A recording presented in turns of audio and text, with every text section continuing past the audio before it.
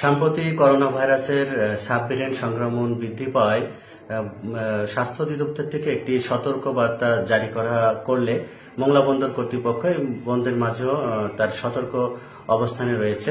আমাদের restricted area জেটিতে প্রবেশের ক্ষেত্রে স্যানিটাইজার ব্যবহার, মাস্ক ব্যবহার বাধ্যতামূলক করা হয়েছে। এছাড়াও থার্মাল স্ক্যানারের মাধ্যমে তাপমাত্রা পরীক্ষা নিরীক্ষা করে কিন্তু জেটিতে প্রবেশ করানো হচ্ছে।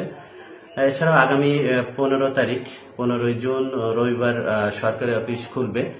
তো একই প্রসেসে কিন্তু অফিসে প্রবেশের ক্ষেত্রে কিন্তু একই ব্যবস্থা গ্রহণ করেছে বন্দর কর্তৃপক্ষ।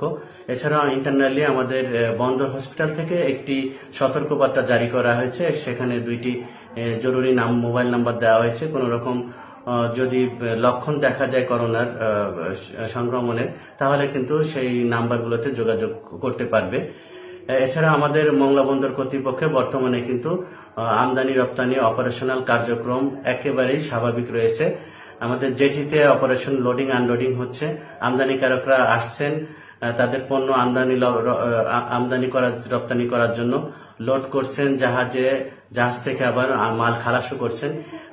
এছাড়া আমাদের বিভিন্ন পয়েন্টে যে ফরেন শিপগুলো আছে নোঙ্গর করে আছে, সেখান থেকে কিন্তু আমদানিকারকরা তাদের মাল কিন্তু ছাড়িয়ে নিয়ে যাচ্ছেন।